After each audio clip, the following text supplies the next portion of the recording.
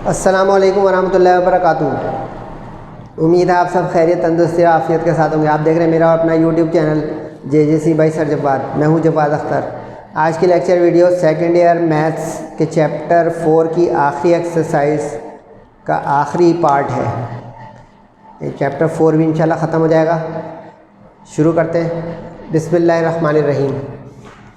Exercise 4.4 है, इसका part 2 है। इससे पहले मैं इसका पार्ट 1 डिलीवर कर चुका हूँ। बड़ी एक्सरसाइज है, बड़े सवालात हैं, सेक्शन C के सवालात हैं। पेज नंबर 130 में मौजूद है। कंटिन्यूएशन है ये, लास्ट लेक्चर कैचअप कीजिएगा। क्वेश्चन नंबर 3 के 4 पार्ट कराए थे उसमें मैंने, और मज़ीद क्वेश्चन नंबर 1, 2 बाकी सवाल भी कराए थे।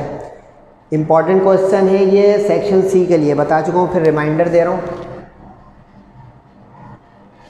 एक्सट्रीम वैल्यूज़ या मैक्सिमम मिनिमा के क्वेश्चन हैं। थ्योरी मैंने लास्ट लेक्चर में दी थी, वो देख लीजिएगा। इसके स्टेप्स होते हैं। अब इसमें फंक्शन दिया हुआ है 2ex plus e minus x, यानी एक्सपोनेंशियल फंक्शन है। तो इसको हम सक्सेसिवली पहले 2 मरतबा डिफ्रेंशिएट करते हैं, फर्स्ट डेरिवेटिव सेकंड डेरिवेटिव। फिर उसके बाद क्रिटिकल पॉइंट्स के लिए फर्स्ट डेरिवेटिव को 0 रखते हैं, फिर वो उसमें से x आ जाता है, इसी को कहते हैं क्रिटिकल पॉइंट। जब वो x आ जाता है तो उसको हम बारी बारी सेकंड डेरिवेटिव में और गिवन फंक्शन में रखते हैं, ताकि रिलेटिव एक्सट्रीम वैल्यू और एक्चुअल एक्सट्रीम वैल्यू आ जाए उस फंक्शन की। ये मैंने रिकैप दिया है थोड़ा तेज़ी से कि पिछले लेक्चर से कंटिन्यूएशन में, इसलिए। तो ये देखते हैं क्या करना है इसमें। 2ex plus e minus x 3 chapter काम आएगा। डेरिवेटिव कैसे निकालते थे? कांस्टेंट कोफिशिएंट का डेरिवेटिव नहीं होता, पीछे आगे ex का derivative ex। e minus x, इस पे लगेगा चेन रूल, यानी e माइनस एक्स का डेरिवेटिव e माइनस एक्स हो गया, और फिर सिर्फ ex का हम डेरिवेटिव अगर निकालेंगे सिर्फ माइनस एक्स का, तो वो -1 हो जाएगा। इस तरह ये माइनस नज़र आ रही है, माइनस हो गया, इसी वजह से -1 इंटू ई माइनस एक्स। सही है। अच्छा, इस चैप्टर में ये आपको ये स्टेप करके नहीं दिखानी है, मैंने रिमाइंडर के तौर पे और स्टूडेंट्स के लिए कर दिया कि अच्छा ओहो चैप्टर 3 आ रहा है। अब इसी तरह इसका जब सेकंड डेरिवेटिव करेंगे तो ex का तो ex रहेगा, लेकिन हम माइनस का माइनस के साथ मिलकर प्लस हो जाएगा, क्योंकि माइनस एक्स का डेरिवेटिव आ रहा है -1। ओके हो गया। ये हो गया पहला दूसरा मरहला, यानी स्टेप 1, 2 के 2 सक्सेसिव डेरिवेटिव। सक्सेसिव डेरिवेटिव मतलब हायर ऑर्डर डेरिवेटिव, जो इस चैप्टर का नाम भी था। क्रिटिकल पॉइंट्स, जिसको टर्निंग पॉइंट्स भी कहते हैं, उसके लिए हम फर्स्ट डेरिवेटिव को 0 रखेंगे। तो फर्स्ट डेरिवेटिव आया हुआ है 2ex minus e minus x, इसको 0 ले लिया। अब e माइनस एक्स को कैसे डील करें, उसको रेसिप्रोकल किया तो ये 1/e प्लस हो गया पावर। अब एलसीएम लेंगे तो base same power add, base same power add, ex और ex मिलकर हो गया e2x। बेस सेम होती है, पावर ऐड, ये गलती नहीं कीजिएगा, कुछ बच्चे इसको स्क्वायर कर देंगे। ये देख लें भाई, ये समझने की चीज़ें होती हैं। बेस सेम है, पावर ऐड हुई, वरना एक कर दे ex स्क्वायर, सारा मेहनत ख़राब, ये गलत हो जाएगा। समझे बात? तो ये हो गया 2ex माइनस 1/ex, क्रॉस में हो गया 0 से फारिग, तो 2ex माइनस 1 बचा 0 के बराबर। 1 उधर जाके हो गया प्लस, 2 उधर जाके हो गया क्रॉस मल्टीप्लाई में डिवाइड। अब यहाँ पे आ गया समझने का, क्या समझने का आ गया? ई का तोड़ एंटी लॉग, यानी एंटी नेचुरल लॉग। तो ये नेचुरल लॉग हम लेंगे दोनों तरफ, तो ln इधर भी आ जाएगा ई के साथ, और ln इधर भी आ जाएगा हाफ के साथ। अब चैप्टर नंबर 3 में मैंने बहुत सारे क्वेश्चन कराए थे ln के, कि ये एक प्रॉपर्टी होती है, वो उसके तहत पीछे आ गया, यानी ये वाली प्रॉपर्टी कि ln के साथ अगर कोई चीज़ पावर में हो तो वो चीज़ पावर पीछे आ जाती है ln के। अब यहाँ पे पावर में क्या है 2x, तो 2x आ गया पीछे और ln e रह गया आगे। ln हाफ कैलकुलेटर में एक बटन होता है ln का, वो आप लोग देखिएगा टेंजेंट के ऊपर, यानी कि जो फंक्शन कीपैड है राइट पे साइन कॉस 10 होता है, 10 के ऊपर वाले बटन को, उस पर देखें IN लग रहा होगा, वो ln है। वो बटन दबाएंगे तो आपकी स्क्रीन पे ln लिखा हुआ आ जाएगा, इन जैसा। अब उसके आगे आप ये प्रेस कर दें हाफ, यानी 0.5 लिख दें, हाफ का मतलब 0.5, तो ये देखें आपके सामने आ गया -0.693। Got it? इस तरह आपको ln निकालने में सिखा दिया मैंने कैलकुलेटर से, माशाल्लाह से। तो ये आ गई वैल्यू। अब ln e 1 होता है, ये मैंने बताया था एक ज़माने में, नहीं बताया था तो आज देख लें भाई। ln e होता है 1, तो ln e 1 हो गया, तो 2x बचा इधर और -0.693, 2 से डिवाइड हुआ, x की वैल्यू आ गई। इसको कहते हैं क्रिटिकल पॉइंट या टर्निंग पॉइंट। अब इस x को बारी बारी रखेंगे सेकंड डेरिवेटिव में और फंक्शन में। सेकंड डेरिवेटिव में तो रखा जाता है रिलेटिविटी के लिए, रिलेटिव नेबरहुड वैल्यू के लिए। तो हम रखेंगे अब इसमें x 2 जगह है तो 2 जगह रख देंगे -0.346 e के पावर में और e की माइनस पावर में। तो अब माइनस वाला तो x जो है वो प्लस हो जाएगा और प्लस वाला माइनस, क्योंकि x की वैल्यू आई हुई है माइनस में। तो ये समझ में आया, x की वैल्यू माइनस में तो ये पहली वाली पावर माइनस हो गई और x आया हुआ था माइनस में तो माइनस खुद है पावर में, तो माइनस माइनस प्लस हो गया। अब e निकालना सिखा दूँ मैं आपको कैलकुलेटर से। उसी बटन को शिफ्ट करके दबाएंगे, ln वाली बटन को शिफ्ट करके दबाएंगे तो e आ जाएगा आपकी स्क्रीन में। शिफ्ट लिखा और वही ln वाला बटन दबाया, देखिए e आ गया।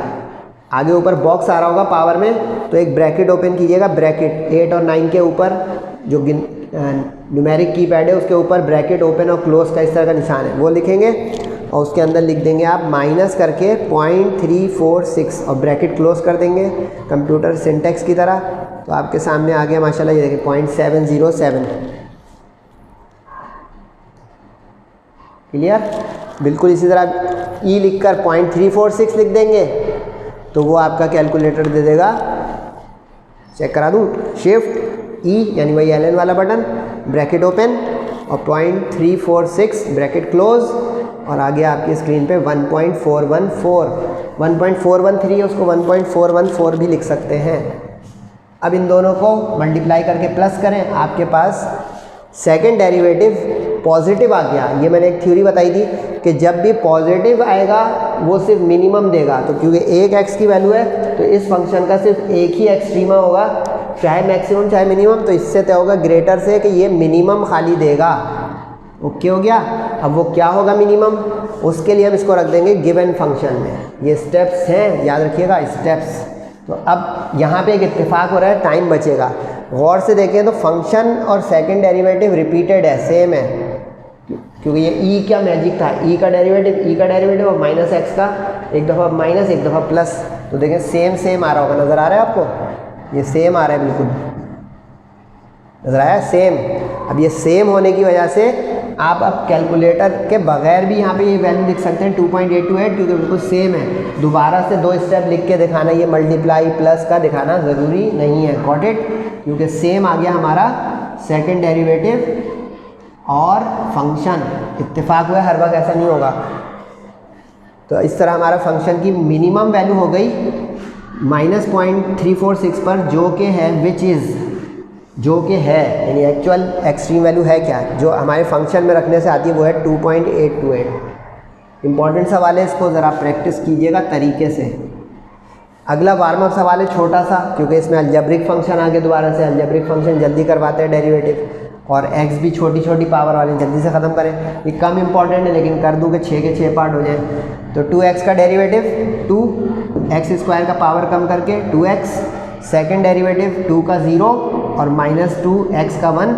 अब यहाँ पे एक बचत हो रही है, सेकंड डेरिवेटिव खुद वैल्यू में आ गया है। देखिए हिस्ट्री रिपीट्स, इसका 3 का 1 पार्ट देखिएगा पिछले लेक्चर में खोल के, उसमें भी यही हुआ था कि सेकंड डेरिवेटिव में से x गायब हो गया था।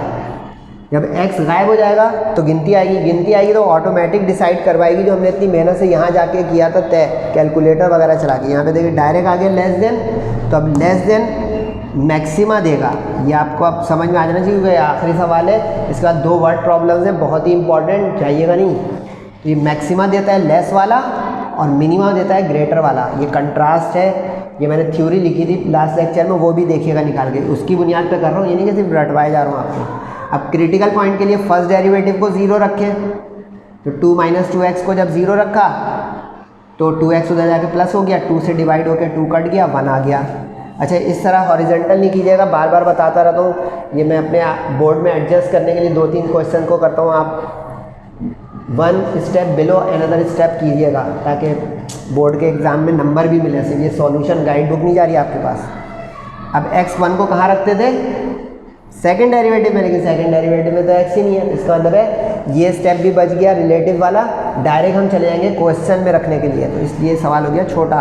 तो देखिए हम डायरेक्ट रख दिया गिवन फंक्शन में, यानी सेकंड डेरिवेटिव में नहीं रखा, वजह x है ही नहीं इसमें। ओके हो गया। अब 2x - x² बन गया, 2 × 1 = 2, 1 का स्क्वायर 1, 2 - 1 = 1। इंटरेस्टिंग सवाल है लेकिन इम्पॉर्टेंट कम है कि 1 पर 1 कैसा, यानी function has maximum value at x = 1 which is 1, यानी वैल्यू भी 1 है मैक्सिमम और x के क्रिटिकल वैल्यू रखने से भी आई जो कि था 1। ओके हो गया।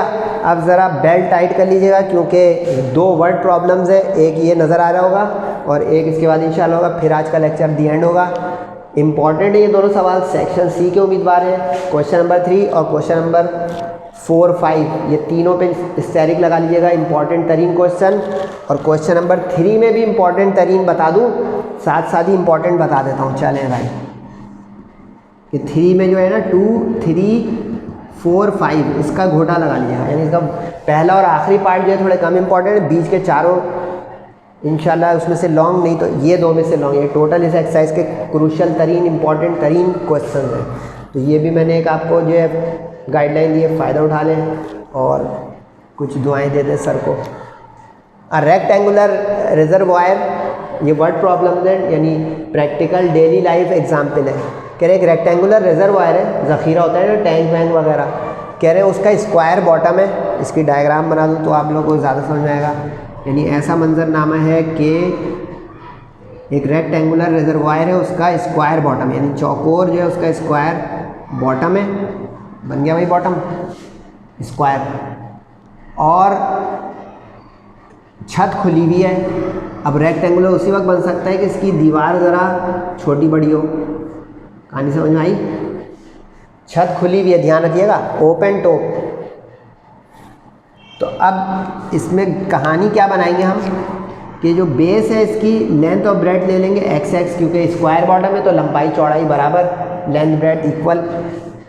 रेक्टेंगुलर है तो अब इसका अंदर ऊंचाई फ़र्क है, उसको सपोज कर लेते हैं y, ये x और ये y।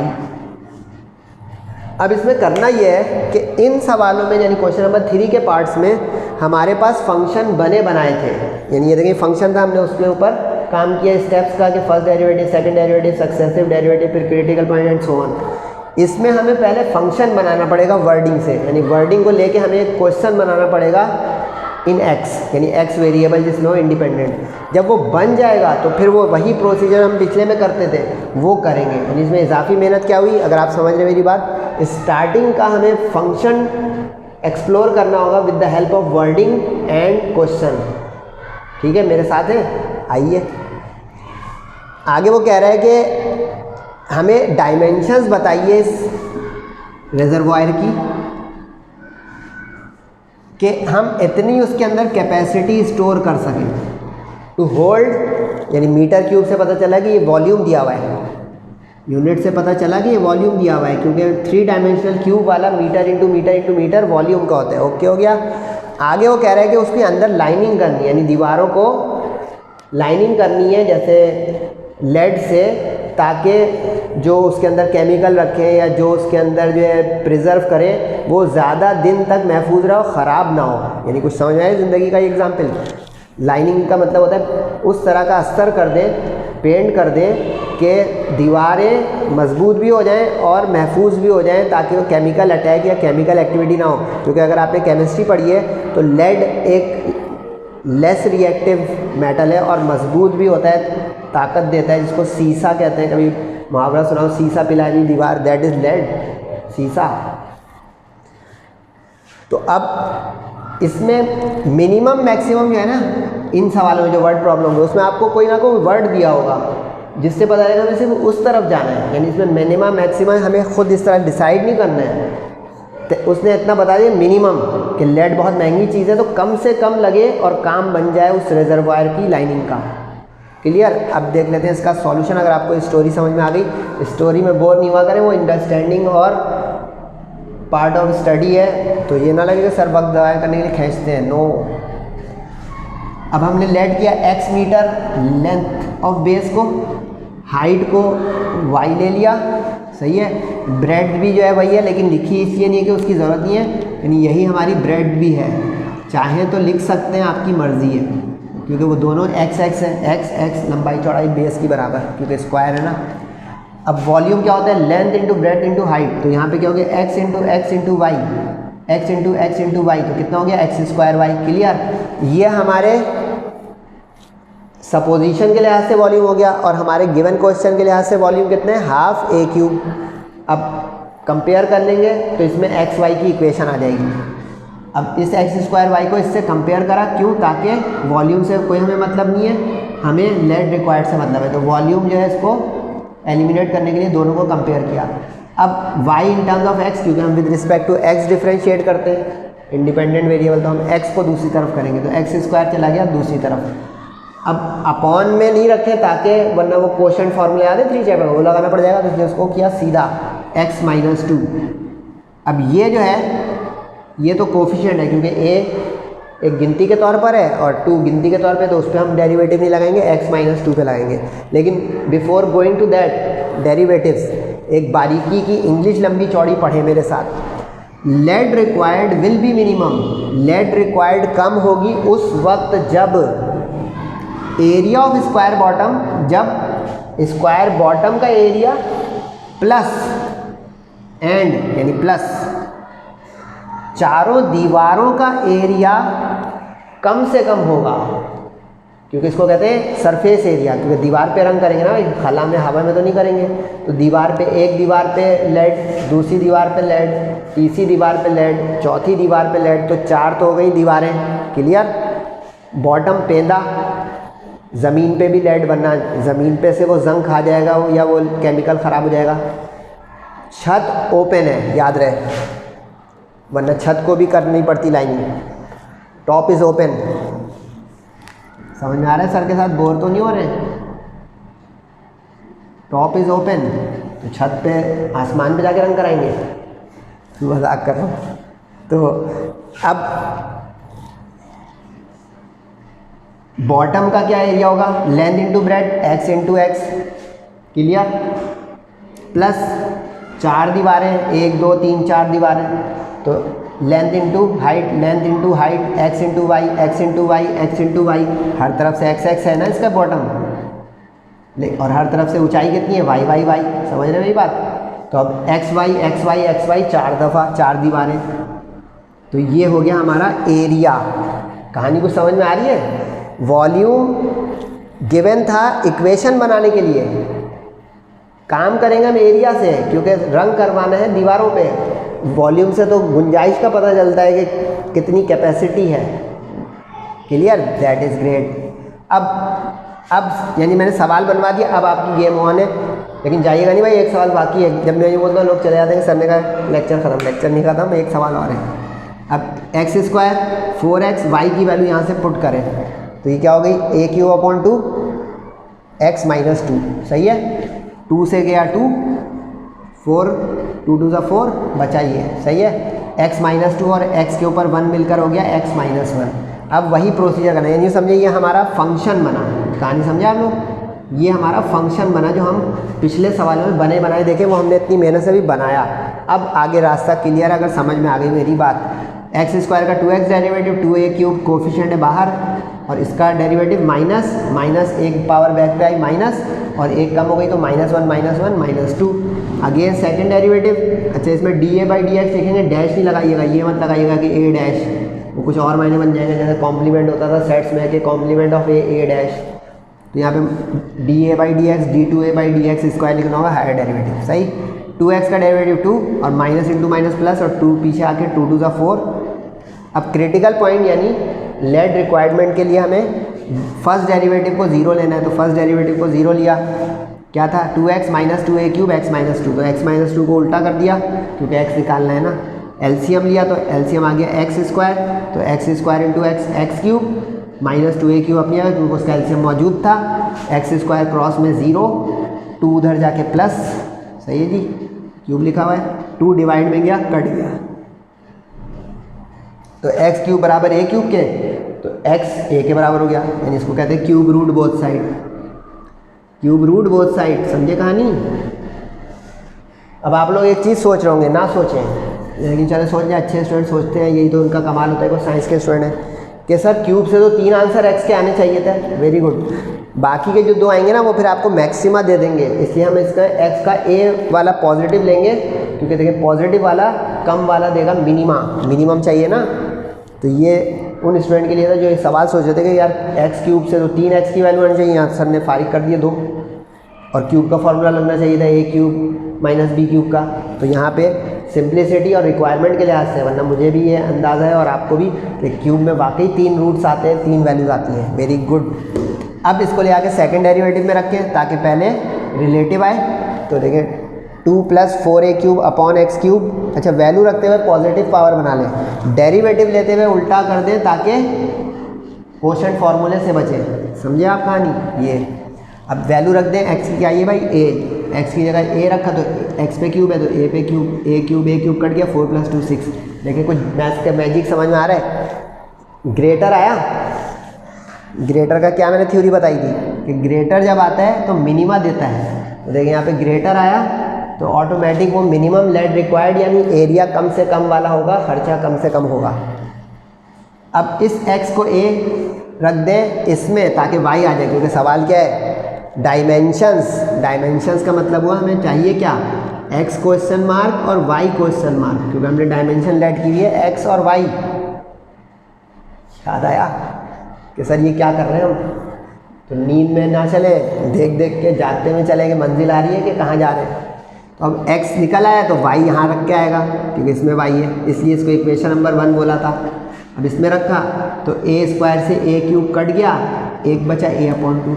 तो रिक्वायर्ड डायमेंशंस क्या हो गई प्यारे स्टूडेंट्स?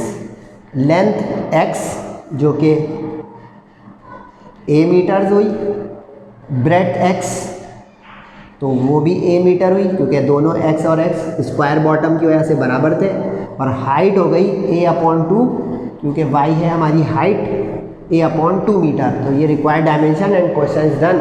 एक क्वेश्चन होगा, थोड़ा ठहरिएगा।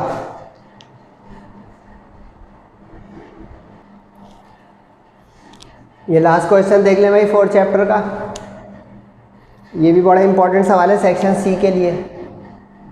सही है, ये लिख लिया ना क्वेश्चन नंबर 3, 4, 5। ये तीनों क्वेश्चन सेक्शन सी के लिए बड़े इंपॉर्टेंट है। 3, 4, 5 मोस्ट इंपॉर्टेंट है, तैयारी कीजिएगा पहली फुर्सत में सेक्शन सी। ठीक है, इस सवाल में लिखा हुआ है कि एक राइट एंगल ट्राइंगल बताएं maximum area with hypotenuse of length h। Maximum area, अभी मैंने जो है वो रिजर्वायर वाले में बताया था कि इसमें मैक्सिमम या मिनिमम लिखा हुआ होगा सवाल के अंदर, तो इसमें अब मैक्सिमम वाला चाहिए। सही है, तो अब राइट एंगल ट्राइंगल डायग्राम बना देता हूँ मैं आपके लिए।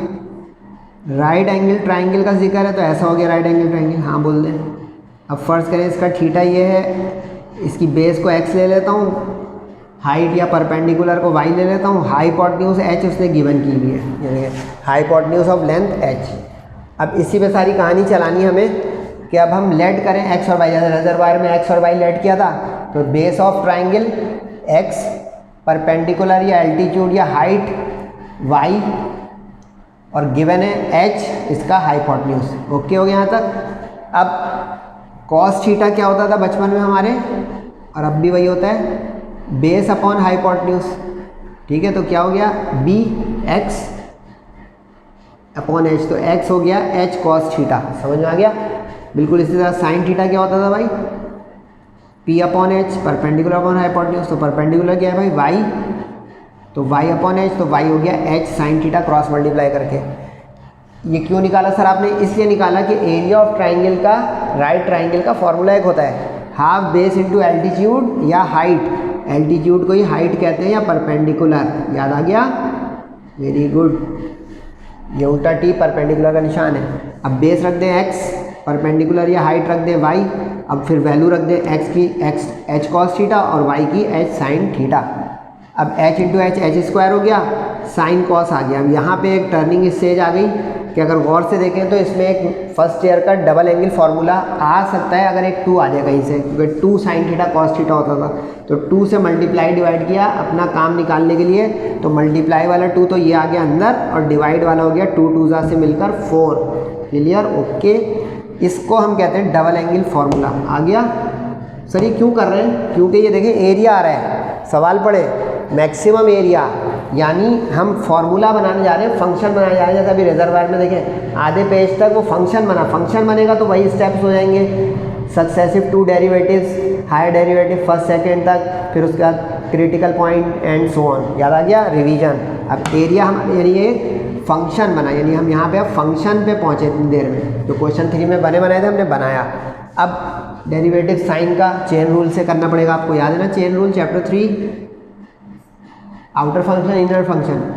अच्छा एच स्क्वायर अपॉन 4 कोफिशिएंट है वो बाहर रहेगा, साइन का कॉस और 2 थीटा का 2। अच्छा 2 2 सा 4 मत कर दिएगा, ये 2 मल्टीप्लाई में और ये इससे कटेगा, ये वो 2 थीटा एंगल है।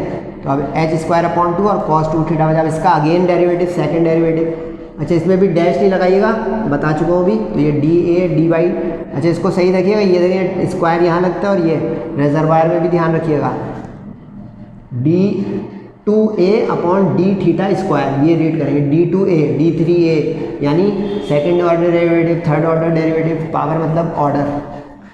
अब cos 2 थीटा में भी चेन रूल, cos का होता था माइनस साइन और 2 थीटा का 2। तो अब यहाँ पे 2 से 2 कट गया, बाकी बचा minus of H square sine 2 theta. Critical point यानी x की तलाश। तो अब यहाँ पे x नहीं है, थीटा है, तो थीटा की तलाश।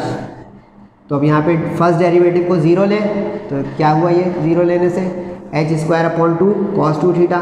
तो 2 उधर जाके 0 और एच स्क्वायर इधर जाके क्रॉस मल्टीप्लाई में 0 बचा, कॉस 2 थीटा 0। तो कॉस इन्वर्स हो जाएगा 0 का, 0 का कॉस इन्वर्स क्या होता था 90 डिग्री, लेकिन डिग्री अलाउ नहीं है, रेडियन में होना चाहिए, सही है, इन रेडियन। डिग्री में सिर्फ समझने के लिए लिखा है, आपको रेडियन चलाना है, सही हो गया। थीटा 2 से डिवाइड होकर हो गया π/4, यानी 45 डिग्री पर हमारा मैक्सिमम सबसे बड़ा ट्राइंगल बनेगा। अब चेक करते हैं वो क्या होगा। सेकंड डेरिवेटिव में रखें पहले, यानी minus H square sine 2 theta की जगह π/4। तो 2 से 4 कट गया, तो क्या हुआ π/2। π/2 का साइन क्या होता है 1, तो h square into 1 H square. लेकिन चैप्टर एंड हो गया, समझ आया, एक्सरसाइज एंड हो गई, समझ में आई। लेस हो गया, अभी रिजर्वायर में देखिए उसमें ग्रेटर आया था, तो देखिए मिनिमम लेट रिक्वायर्ड, ये लेस आ गया, तो मैक्सिमम एरिया। अब वो मैक्सिमम एरिया क्या हो उसकी तलाश, क्योंकि उसने कहा find the right angle triangle of maximum area. अब उसके लिए हम इस जो थीटा निकाले उसको सेकंड डेरिवेटिव में रख तो दिया, इसलिए कि कंफर्मेशन टेस्ट हो जाए। अब रख देंगे आगे फंक्शन में, यानी इक्वेशन नंबर 3 में। तो देखिए नज़र आ रहा है एच स्क्वायर साइन 2 थीटा, तो h square sine 2 theta upon का 4 अपनी जगह, तो ये 2 से कट गया 4, तो π/2 क्या होता है साइन π/2 1, तो h square upon 4। Square units के any units 2 dimensional is area max, इसलिए लिख दिया कि अब मैक्सिमम एरिया निकलने जा रहा है। समझ में आई कहानी। ऊपर क्या हुआ है सर, ऊपर हमने इसकी डायमेंशन निकाली, क्योंकि डायमेंशंस आएंगी तो एरिया आएगा ना, क्योंकि डायमेंशन सपोज हुएंगी तो ये हमारा बना था ना फंक्शन, तो इसलिए ऊपर पहले डायमेंशंस दिखानी है, तो इसलिए मैंने इसको भी इक्वेशन नंबर दिया 1 2।